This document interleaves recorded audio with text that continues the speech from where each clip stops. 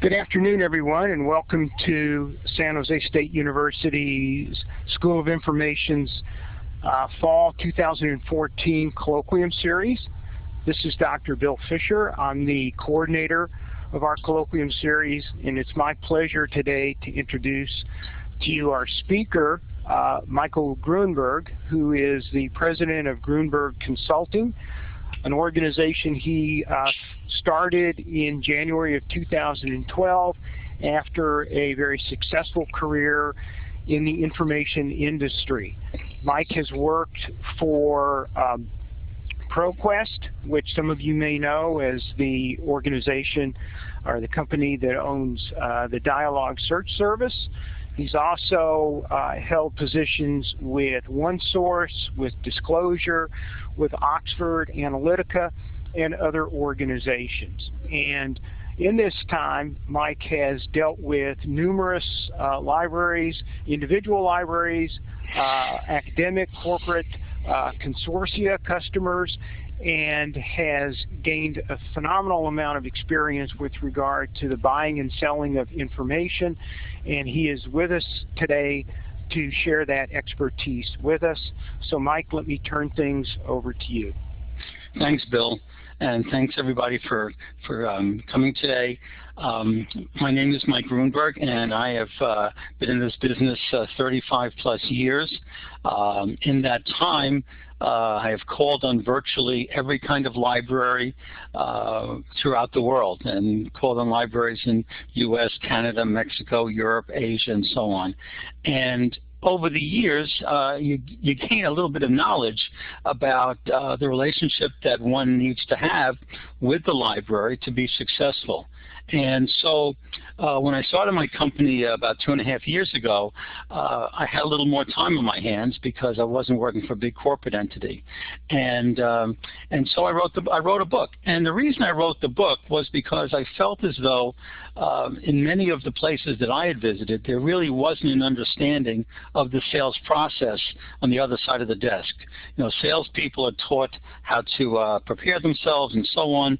And I always got the feeling, I got the feeling more than once that there might be a little bit of help is needed on the other side. So I wrote the book, and when I put together this presentation, I was trying to think of a good title, and that's one of the tough parts in writing. I write a column for Music site also, and the toughest part is getting the title of the piece I'm going to write. And so for this, I said, well, this is really the information professional vendor relationship, or maybe I would say it's learning how to work and thrive as a professional librarian by working with and understanding vendors. I said, well, that's too long. I don't like that one. And then I guess the one that I like the best is We're in it together. And that's really the basis of what I'm going to talk about today, that I've read articles that say the relationship between the library person and the salesperson should be adversarial. I don't believe that for a minute. And so I'll talk a little bit about that and kind of go through that. But before I get to where I have to get to, I think it's important to understand where I've been, because I don't think you can understand how to get somewhere if you don't understand where you've been. So when I started, my first job out of college, I was a teacher in New York City. Reason I did that, even though I had a political science degree, was that I needed a job very quickly, and they were hiring teachers. And prior to that, I'd been a musician. And so you think about, okay, is there any kind of way in which to say that being a musician, playing in a band, prepares you for being a teacher? And strangely enough, there was a lot of ways in which that one profession helped the other. And when you think about it, for both professions, the teacher has to have lesson plans. Well, the musician has to have sheet music. Clearly, both people have to know the subject matter. The musician has to play the song. And for both, you have to be able to impart wisdom. And in sales, we say we entertain and then we inform. So there's an entertainment thing in sales as well. You know, you have to know the songs by heart. We have to practice a lot. And certainly when I was a teacher, I do a lot of practicing before I got into the classroom, because kids kind of know if you're faking it. And so you had to be really careful of that. And you can't be afraid to speak in front of large crowds, and you got to like people. And I think that really held me well in that job, and I loved being a teacher for about 6 years. And in that time, I got my master's degree in administration. I became a licensed principal in New York, and virtually around the same time I got my degree and my principal certification, I got another notice in the mail from the Board of Education. And at the time, New York City was having a severe budget crisis. And they said, well, congratulations on being a principal, but we don't have a job for you. And that was kind of upsetting, considering I just recently gotten married and had a child on the way and so on. So I couldn't figure out what to do. And I spoke to a friend of mine, and my friend said, hey, you ought to be a salesman. And I said, no, I don't want to be a salesman. That's really not something I want to do. But I had no choice, and I figured, all right, it'll last a couple of months. And so then all of a sudden, I became a salesman. And interestingly enough, and then I became a salesperson. and I thought, okay, what does a sales guy have to do? You got to have long arms to knock on doors, and you've got to press buttons on doors. But actually, it was interesting because I didn't know any better. And the job I got was with a company called Disclosure, and we were the archivists for the SEC in Washington. What that meant was we filmed documents filed there by public companies at no cost to the government. In return, we got to sell the data, and we sold it on microfiche. So you see how old I must be. And so we started doing that, and when I got the job, I said to my boss, I said, okay, well, what do I need to know? And he said, well, you're going to sell to librarians. I said, well, okay, that's fine. It's microfiche. And I said, well, that's not so fine, because I remember that doing my master's degree, and microfiche is not the greatest medium in the world. And he said, and also, by the way, people can get this for free if they go to an SEC reading room. So here I was trying to make a living, and all of a sudden I realized I got to really do some hard work here, because I don't think it's going to be easy to sell this. And really what happened was I must tell you, I really feel very blessed to have the job I had, because dealing with library folks was just a great thing, because it's by and large one of the nicest group of people in the world. And what I also realized, going back to my music and my teaching days, is that both professions, being an information professional and a salesperson, are in fact very similar. They're similar in the sense that both professions are there to help people. Both professions have to be knowledgeable, and you have to know about the latest trends. Both professions are constantly answering questions. Both need to be fully prepared to do their job properly. Both have to deal with the public, and you have to get good people skills. And guess what? For both the salesperson and the information professional, to be successful, you guys need to work together. And I have found in all the years I've done this that my most success came when I did work very closely with the library. So the answer to the question of, are they similar? Yeah, they sure are. And so for the next 35 years, I've called on libraries throughout the world. I've gone to virtually every library that I can think of, large ones, small ones, public ones, special ones, and so on. You'll notice Stanford over there is in the picture, nearby where you are. And I learned that there are three things that both the librarian and the salesperson have in common. And what they have in common is they both have to be good communicators. They both have to really prepare for their job, and they both have to manage expectations. You know, sales guys are taught that they have a goal every month of a certain amount of money. You know, in the library, you have to answer questions and make sure that you have the proper materials for your patrons. But the reality of it is that both professions.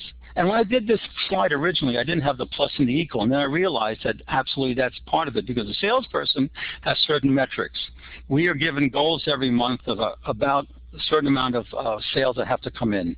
You in the library have certain metrics that measure your success by the number of questions that are answered, that the number of resources that you have. And what that equals is that both people really are aiming for the same target. They're aiming for a successful target that they both will be able to get their job done. And And when I thought about it, I said, let me put a slide in that talks about, let's get the proper perspective. What does a salesperson do? How does that relate to the information professional?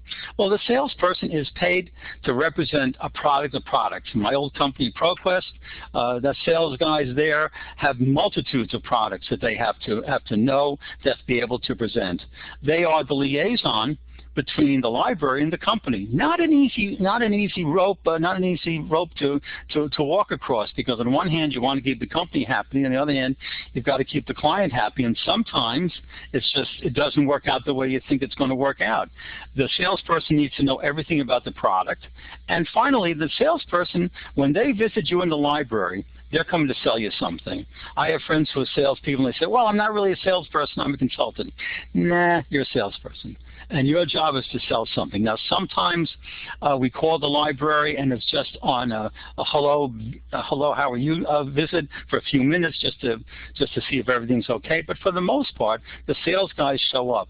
And what a lot of my information professional friends don't realize when they're in graduate school is that there will be a stream of salespeople coming to visit you once you get a job at whichever library you're going to get a job at, because there are salespeople who sell databases, chairs, desks, technology, janitorial equipment. I mean, there's a whole host of things that these guys show up. And to be successful, you really have to understand the process and understand who you're dealing with. So for the information professional, you know your service to users of the people in your organization at your library. Your job is to acquire the best source of information. To do that, you have to evaluate products, you have to negotiate with vendors, and you have to buy and renew products as well. My colleague and I do a course now on negotiation skills for librarians, and we do it at Charleston and Internet Librarian and Computers and Libraries. We did that course last year in Charleston, and they had scheduled us on a Friday afternoon at 2:15, which I said nobody's going to show up, and we had a full house. It was standing room only, because people really look for those skills in negotiating with vendors, and we'll talk a little bit more about that later. But this is, to me, this is the most important part of understanding of what people are doing. So, to get it down to the most basic of elements, there are literally 3 elements to every library sale. There's the information professional, there's a salesperson, and there's a product or service that's going to be presented for consideration to be purchased. Now, what happens then is the information professional needs to get the product they need at the price that they can pay. The salesperson has to properly represent the product, because their job is to sell something and they're going to earn a commission. Quite honestly, if I stayed in teaching, I would not have made the kinds of income I made as a salesperson. So there's the other part of that equation. And finally, the product or service to be presented has to be the right product at a reasonable price, and more than likely will be used by your patrons. And the fact of the matter is, that's what happens. Now, on the other side, and oh yeah, and by the way, and to be renewable, we are in what is called an annuity business. And the annuity business means that if I sell you a database in 2014, in September of 2014, I'm going to be back in September of 2015 to renew it. And it's not in my best interest to present to you something or sell you something that you're not going to be happy with. So it's not a one-shot deal when the sales guy shows up. But let me go a little bit further to tell you what's on the other side of the desk and how the company views it. Companies, like the ones I work for, and they're all very good companies, they devote an enormous amount of money in their budget to train their salespeople and executives. Remember, salespeople, by virtue of who they are fairly gregarious people to begin with. So we're now helping them to get even better than they are. And we teach them sales techniques. We teach them sales strategies. So I'm part of I've gone to Xerox School of Selling. I've gone to IBM School. I've gone to a Miller Hyman School. All these things, and they're all different strategies and different ways in which to teach us to be more efficient as salespeople. We go to negotiation skills training. We're given books to read when there's a new product coming out. Inevitably, what happens is the product manager, the VP of sales, all the sales managers, all the salespeople get together and they teach us about the product and how to sell it. We talk about the client. constantly talking about the client and saying, okay, what do we have to do to sell this thing? And what do we have to do to make it right? And we have yearly meetings, there are quarterly meetings, there are monthly meetings, there are weekly meetings, and that's what we're talking about. We talk about what is the strategy, how do we get the job done, and how do we service our customers better. We have CRMs to track the sales activities. So I can look on my computer and look at Salesforce.com, one of many, and find out name, address, phone number, which is easy, but how many emails have I sent you? How many proposals have I sent out? What is the name of your partner? What is your favorite color? How many children do you have? All that kind of stuff. And it's done for one reason only, to be more efficient, but even more so that if I leave the company on Tuesday, the guy who replaces me on Wednesday knows all the information. And when I talk about this at my sessions at Computers and Libraries and those places, I start this slide and I say, okay, all of that is done for one reason and one reason only, and that's done to deal with the information professional. Our job as salespeople is to sell something to our information professional friends. And the two questions I then ask the audience is, how much money does your library spend to prepare you to deal with salespeople? What training courses did they send you to? And secondly, how many courses did you take in library school that were devoted to prepare you to work with the vendors? And guys, you know the answer. The answer usually is around 0. That just does not happen. And I found that to be the case quite a while ago, where I realized that you guys are not trained to deal with guys like me. It's that simple. And I've always thought about writing a book about this stuff, and the idea of writing a book, the genesis, actually started about 20 years ago or even more, and I was managing an international sales force, and we had our meetings about who we wanted to sell to and so on, and there was one really great prospect we had in London, and we had spoken to her many times. It was a great prospect, perfect application for our service. And it dragged on for some time, and then I think it was like a Wednesday afternoon or Wednesday morning, the salesperson from London called me up and said, Mike, so-and-so just called. They seem ready to buy. They'd like us to come in there next Tuesday at 10 o'clock. I said, great. Have a great meeting. He said, no, she wants you there as well. So, okay. So at that time I lived in New York, so at that time I said, okay, it's Wednesday afternoon. I go Thursday. Okay, so I left Sunday night. Flew all night, got there Monday morning, went right to the office. We went over everything. We had everything prepared.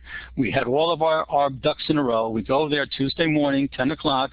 Within 10 minutes of the meeting beginning, the librarian says, oh, Mike, something came up. I have to go. But don't worry, Jeanette will take you the rest of the way.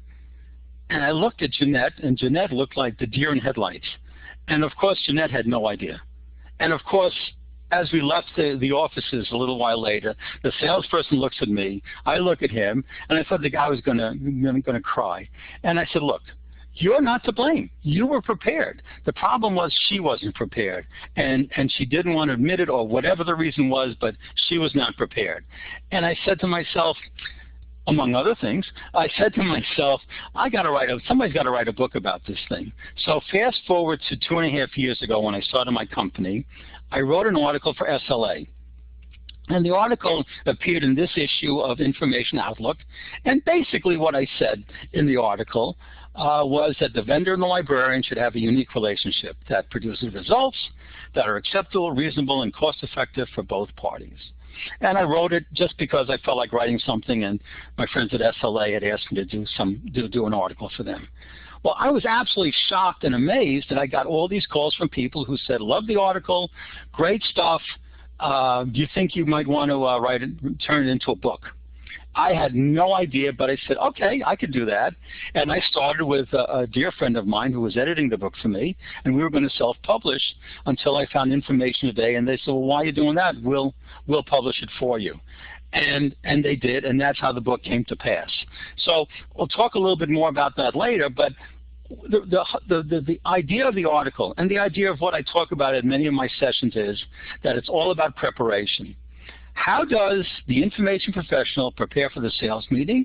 And on the other side of the table, how does the vendor prepare for that same meeting? The fact of the matter is, if both parties want to accomplish something and cut through all the nonsense and all the stuff on the side, get down to business. And I believe by reading the book and understanding, what we talk about, that you can achieve mutually beneficial results for both parties. Because, again, it's not adversarial. To me, it's working together. And so when I started talking about preparation for the sales meeting, which we talk about a lot in the book, there are some pretty simple hints of what to do. The first one, of course, is for the information professional, do the research. Have a basic understanding of what the product entails, of what, you say, well, I want to see the database on astrology. Okay, take a look, go to the company website, take a look at what they've got, have some questions. You will find that you're probably going to know a lot more than you think, and you're probably more of an expert than you think you are, and if you're not, pretend to be. You should know a little bit going into the meeting. And the other part of it is have an idea of what you want to spend. When we did the negotiation skills training in Charleston last year, we had Carl Grant from the University of Oklahoma with us on stage. And he said to the group, he said, look, if you don't have the money, then say it. Say, look, guys, I'd love to buy this product. It sounds really good, but we don't have the money. At that point, it's up to the salesperson to decide whether to come. Because at the end of the day, you don't want to have the person come out there just to say hello, and because their job is to sell you something. So have an idea of what you want to spend, and if you can't, then say so up front. Similarly, express the actual needs of the library. Here's what we need. We have a new school of nursing. We don't have the right elements for research. We have, the dean of business wants to get a certain whatever. Again, express the actual needs. Have a working knowledge, as we said, of the products to be discussed, and please be an active participant. Too often, my library friends who are such delightful people sometimes are kind of passive. As I talk to young library students, and I've given this talk at Catholic University and at University of Tennessee, and I'm pleased to see that a lot of the young librarians are much more active than some of the older ones, and I love it, because be an active participant. Tell the salesperson what you want. And the other thing is, be a coach. And what that means is this. In many organizations, every organization is different in the way in which they purchase a product. If you like the product, if you think it's good, if you think it has the wherewithal to be in your library, and the salesperson will say, well, did you like the presentation? You will inevitably say, yeah, I liked it, so it was great. The good salesperson will say, well, what do we do next to get this done? Every organization is different, and every organization has ways in which to navigate through there. Help the salesperson navigate through your organization. You may say, well, Joe, the way we do it here is there's a committee, there are 3 people on the committee, 2 of them are never around, but the third person is always there. I'll introduce you, or whatever. Be the coach to help the salesperson navigate through the approval process. Be realistic about the funding situation, and also tell the salesperson what your feelings are. Bob, I didn't like the last sales guy your company sent in here, or I love your company. It's a great bunch of people. You've done a great job for me. Whatever it might be, good, bad, or indifferent. Let the salesperson know how you feel.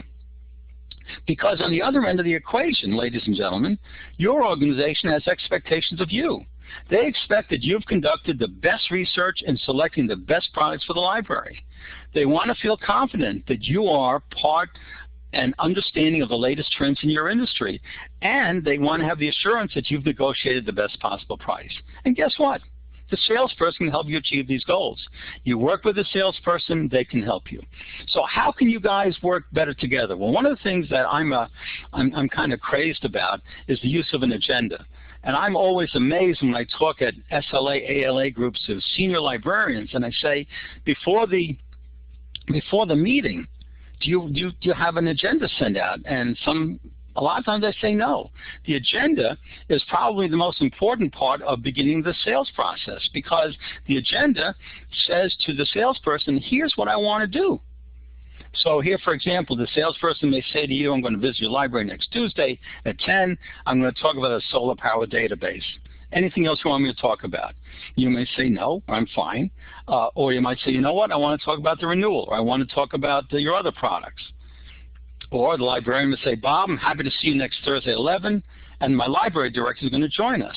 And all I want to talk about is a renewal. Well, if Bob is a good salesperson, Bob will bring his boss, because people on both sides of the equation will get things done a lot faster if now Bob has to go back to his boss and say, hey, the library director said. So let's be clear on what's going to be discussed and what we're going to do. And now all of this is so easily trackable on our phones and our Palm Pilots and whatever. So it's kind of easy to do that now, and I think if you do that, and if you learn one thing today from me throughout what we talk about today, the use of an agenda, as far as I'm concerned, is one of the most important things that you'll learn. And the other thing is, and we talk about this a lot in the book, but the other thing is, what should a typical sales meeting look like? Well, ladies and gentlemen, if it's anywhere from 45 minutes to an hour, more or less, if it's more, there's a mistake being made, unless it's serious high-level negotiations. It's real simple. First 5 or 10 minutes is an introduction. If you've been there before, review what was said last time. If it's a new, kind of get to know each other.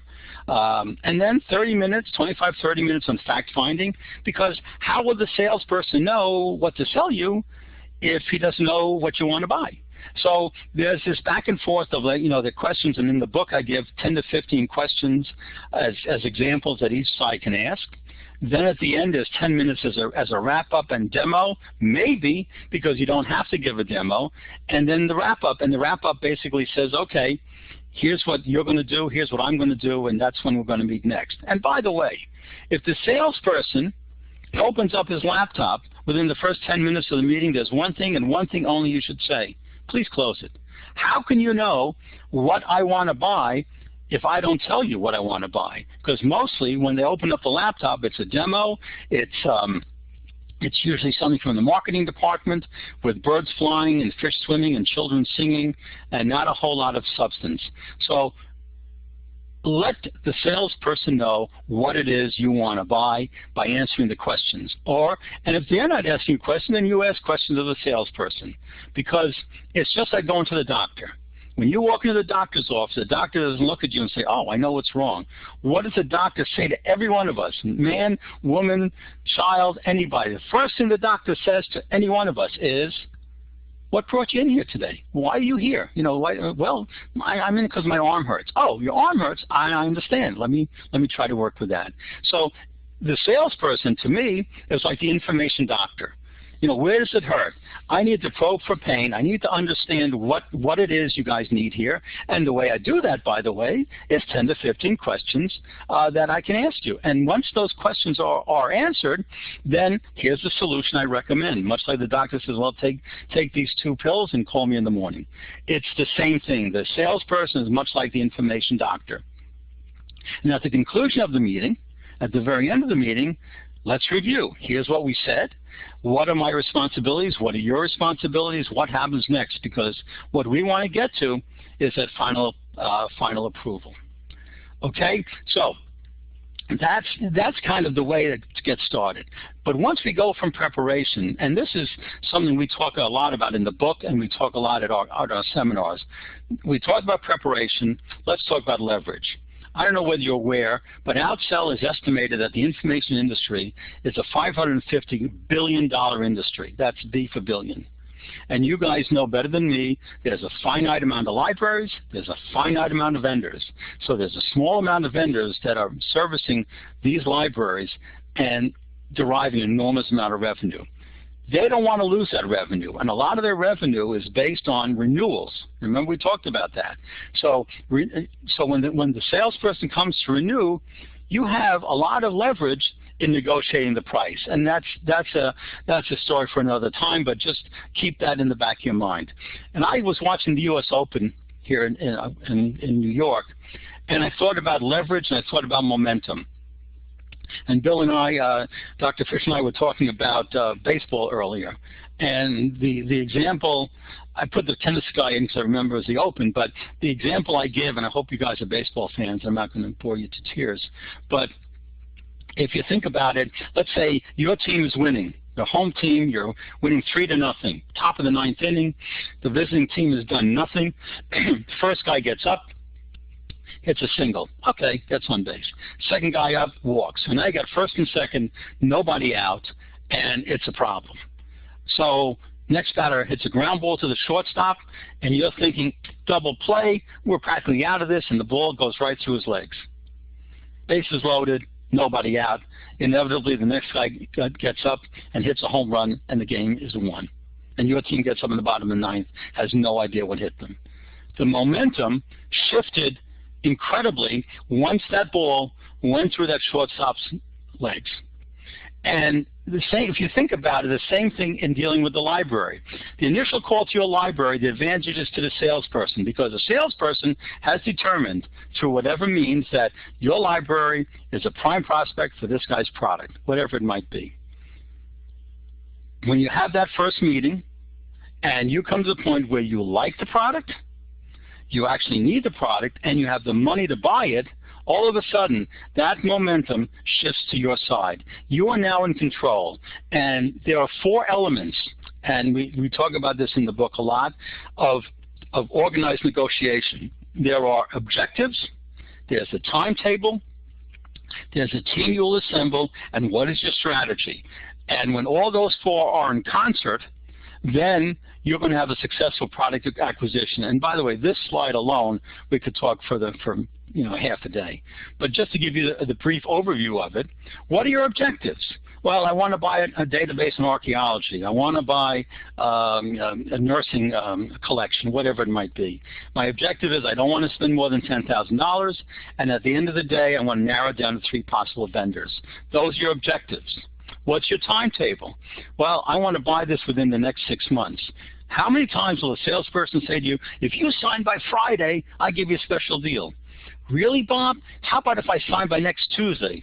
You can bet Bob will still give you the same discount. It's your timetable. Say, Bob, I can only buy this within the next 3 to 6 months, so don't be bothering me every day. Again, it's your timetable, it's not theirs. Assemble a team.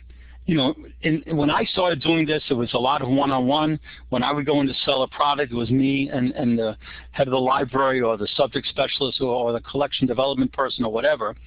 Now, with money being as tight as it is, there are more people involved in the decision. So you have to assemble a team to help you as well. And then what is your strategy? Well, I want to try to keep the total spend to $11K, but I'd be willing to spend a little more if the contents of the database I want to buy is really great. And actually the database is more important than the price. So these are all things that you can wrestle with, but at the end of the day, it's your objectives, your timetable, your team, and your strategy. And you'd be wise to understand that, because as salespeople, their job is to have it their way and have their objectives and their timetable and their team and their strategy. But you're the buyer. And so when we talk about team, and just give an example, this is kind of a mock-up of a template that we put together, and they're different people, and this. Some people here can be, the same person, could 2 people, but whatever, you're the team leader. So you organize it because you're the person that wants to buy the product, or is the person entrusted to do that. Who's the financial authority? That's the person with the budget. You got to make sure that you have the money to buy this thing. The technology person. In every organization, there's a technology department, and there's always a guy who really understands this and can say, oh, if you buy that database and you put it on our system, it'll blow up. And believe me, I've had that happen to me as well. We have the experts. There's always somebody in the library who has a certain discipline, knows archaeology better than anybody else, or knows music better than anybody else. We call that person the Mr. Know-It-All. Your legal person needs to be involved. Your supervisor needs to be involved. And most of all, in your profession, you guys talk a lot amongst each other. Use your network of people to help you. You can say, look, the salesperson from ABC company is coming in tomorrow. Do you know anything about the company? Do you know anything about this guy? Whatever. Use these resources to help you when you're doing the negotiation of the price. So all of this, if you put this all together, that's why I wrote the book. The book really talks about all of these things, and I take it through, and I've divided into 3 parts. There's a relationship between the information professional and the salesperson. And how does that work? And how does that get you to the sales meeting? And once you have the sales meeting, well, what happens then? And then what happens afterwards? You know, in sales we say it's easy to make the first sale. It's very hard to keep the sale. And nothing could be truer than in our industry because, as I said earlier, this is an annuity business. And as an annuity business, I got to come back to you each year to renew the business. And if you're unhappy, then you're not going to renew it. And so it's up to me to make sure that you're happy throughout the process. The foreword is written by a visionary guy, St. Clair, who's been a dear friend of mine for many years, and I was honored that he would write the foreword. There's a preface, the conclusion, and the epilogue. And all of the stuff that I've written, it's really about me. Well, not so much me, but things I kind of experienced. There are vignettes, there's stories. It's all lessons that I've learned. There is no ivory tower, hypothetical, hoo-ha kind of stuff. This is what happened to me. The only thing I had to do was not use the names of the people because the publisher said I might get sued. So I didn't do that. But it's really what happened, how did I deal with it? And sometimes I didn't deal with it well, and sometimes it wasn't solved the way it should. But this is how the situation came to pass. This is how we resolved it, and what were the results? And so when I wrote this, it was really for both the salesperson and for the information professional. It wasn't one or the other. That's the way it works. And so when Information Today said, look, you know, we want you to write for both sides, that really was an interesting part because I did a lot of interviews of library folks around the country and got their perspectives as well. So what are the topics covered? Well, there's so many. I mean, I've had to tone this one down as well. But basically, again, what should a typical sales meeting look like? You know, how to use the agenda before, during, and after. Talk about the information doctor. You know, I give the 10 to 15 questions by both sides of the table. You know, how is it to be an active participant as opposed to a quiet listener? And when is price discussed? Now, a lot of times, the situation of price can actually introduce at the wrong time. I'll give you an example.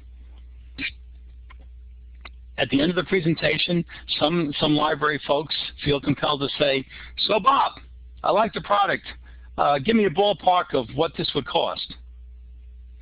Bob cannot give an answer until he knows your budget, until he knows how many people, and he knows the logistics of how this is going to be in your library. And Bob then feels compelled to say something.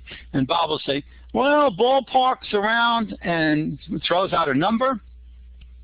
Librarian says, wow, that's way more than I could spend, and says, forget it, don't ever call me again. And that happens. And both parties were wrong. Both parties should not have done that until they got to that final point in the equation where the questions were answered, that the salesperson knew everything there was to know about it, and the librarian was comfortable with those answers. Coaching the vendor. You know, as I said, every organization has a different modus operandi of how to buy a product. And it's important to coach the vendor to help them get through there. You know, how do you deal with difficult salespeople? I mean, I know that when I was a VP of sales, sometimes people called up and said, you know what, don't send Bob to our library ever again. Bob was a nice guy, but, you know, there was a personality conflict. Guess what? You're allowed to talk to the company and say, you know what? I don't like this person. I don't like that lady. They're not people I want talking at the library. There's also when to engage and when to walk away. I do a lot of music analogies in the book, and I always use the Kenny Rogers Gambler. You know when to hold them, know when to fold them, know when to walk away, and know when to run. And sometimes it doesn't work. Sometimes you can't make a deal, and you have to know that. A lot of salespeople like to put in their forecast a whole bunch of stuff. A lot of that is nonsense, but they don't want to say it, and they want to say, well, I got a chance. No, you don't.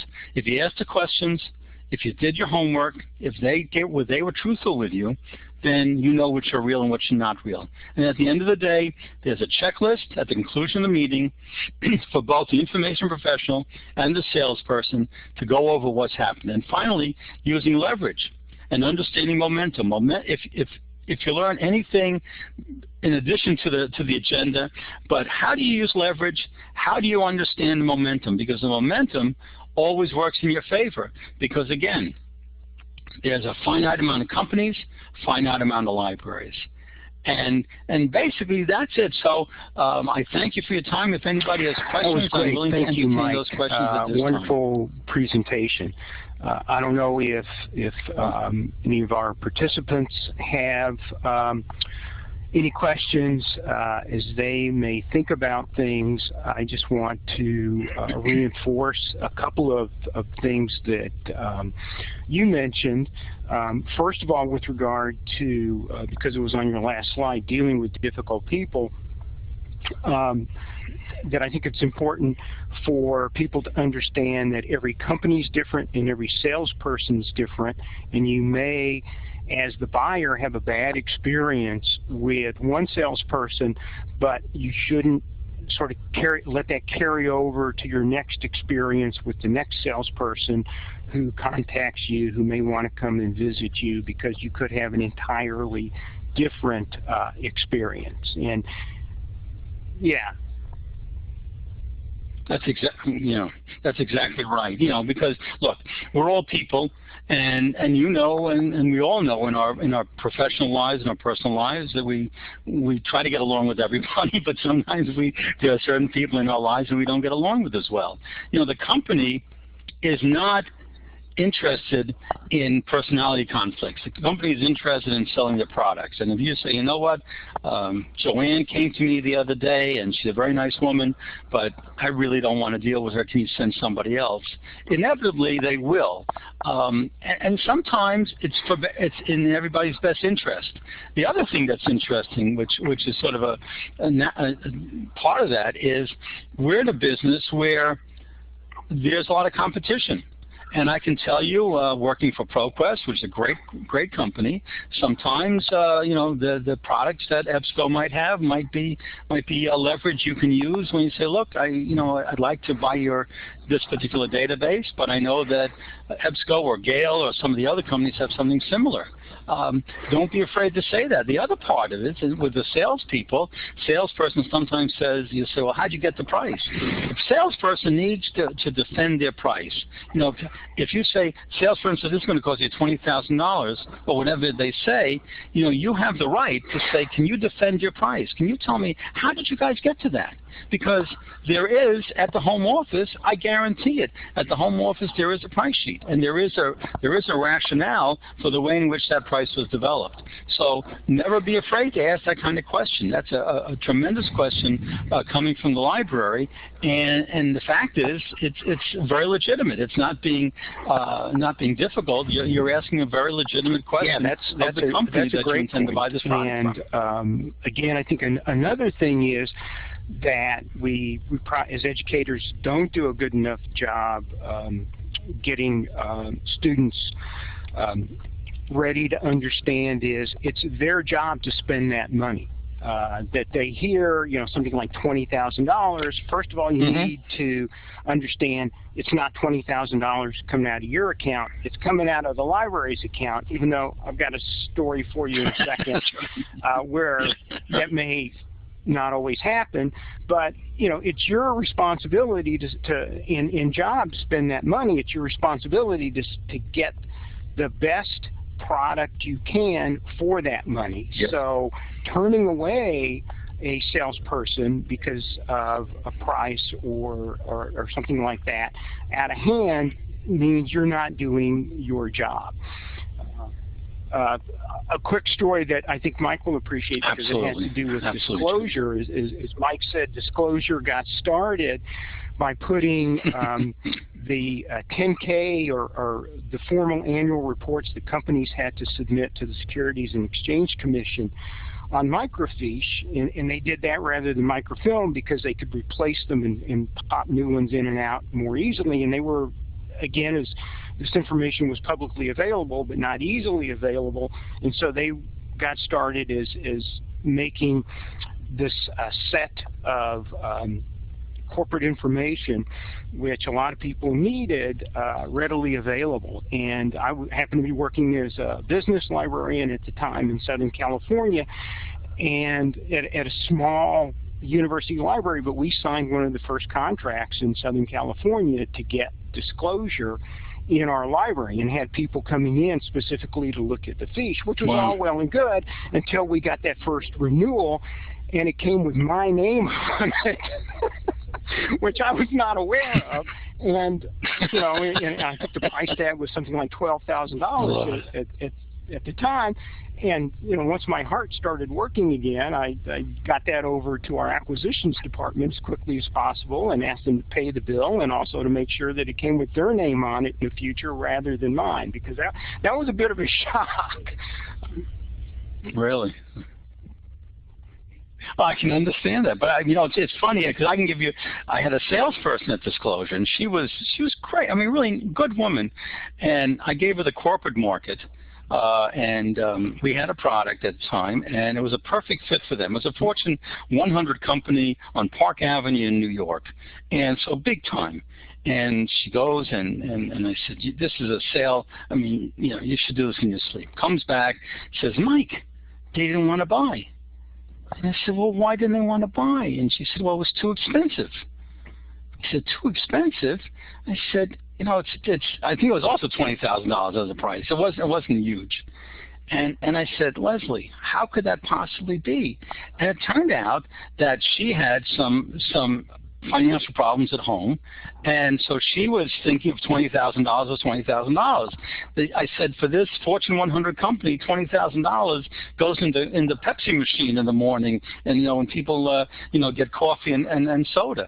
So it's true, as Bill says, it's really a matter of it's money that the organization wants you to spend on resources, and that's really what it says. So it really, you know, it's nice to believe it's your money, but it's not. It's really theirs.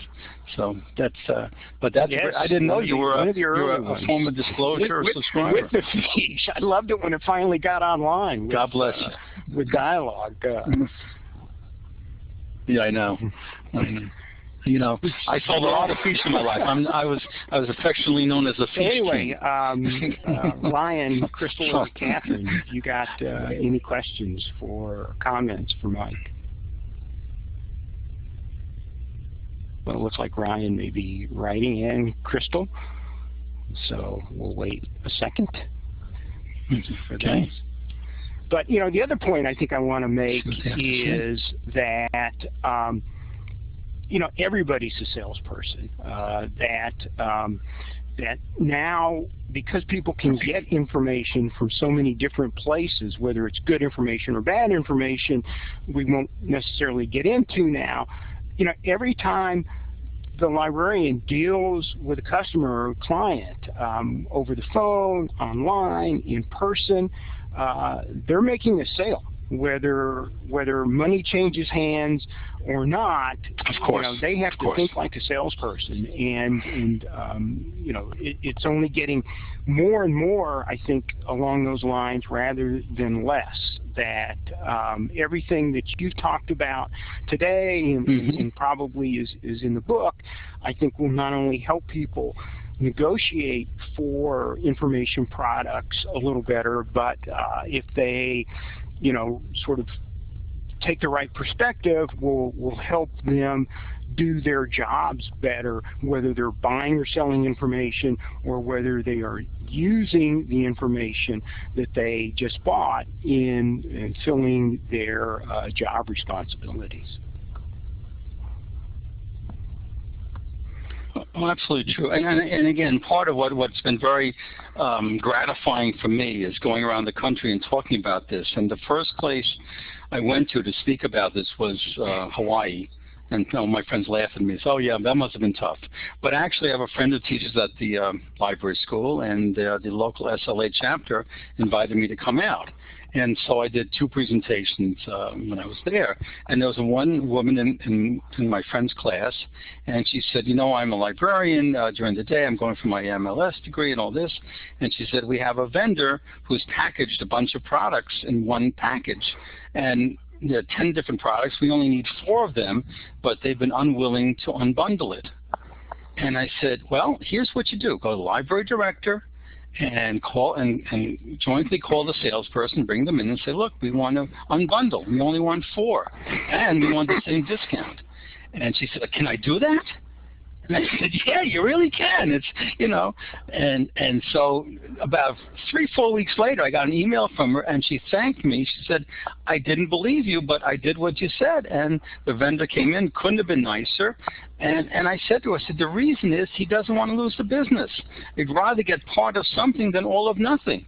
And so, you know, we have to be much better as consumers when we're buying things for the library, because yes, it's not our money, but you know, it's our responsibility, you know, as information professionals to get the best possible price, but to, as you say, spend the money and have a good positive working relationship with the people who are selling the product. Which I don't know anybody who really enjoys that experience, but at the end of the day, if you go home and your money's still in your bank account and that car dealership still has inventory on the lot, then something's gone wrong, because unless you live in New York or Chicago, you probably need a car, right, and they want to move inventory. So, you know, if it's one of these things, I can give you this price, you know, for the next 30 minutes kind of thing, you know, walk away, because you still have money in the bank and they have inventory and they don't want that. So the salesperson has done something wrong in that regard, and you have a lot of control and a lot of, I don't know if power is the right word to use as a buyer, and you know, people just need to understand that. Well, I hope if the book accomplishes anything, that it empowers more of library people to be more resilient and be more demanding and not being difficult, because I don't prescribe to being difficult. You know, my style is my style. I haven't changed this, whether I'm talking to the CEO of a Fortune 100 company, or I'm talking to the collections development person, or I'm talking to whomever at the library. This is who I am, and I think with the way in which that you now understand a little bit better what goes on the other side, again, I think it's empowering for both people, because the last thing the sales guy wants to do is, you know, get in the plane, rent a car, stay in a hotel, you know, walk up and down the campus or wherever, and come away empty-handed. So I'm trying to make it good for both people. I remember when I wrote the book, a sales friend of mine called up and said, "Oh, thanks, Mike." You know, and I said, "You should thank me, because I'm making it better for everybody concerned here." And that was the whole. You know, I have no axe to grind. I mean, I've had a charmed life with this profession. It's taken me all over the world, and it's afforded me an income that I never dreamt I could have. So as far as I'm concerned, I think it's great. And if I can help people and make it something that's worthwhile for both sides, then I've accomplished what I wanted to do. I want to thank you for sharing this information with us and spending some time with us. And good luck to you, and good success with the book.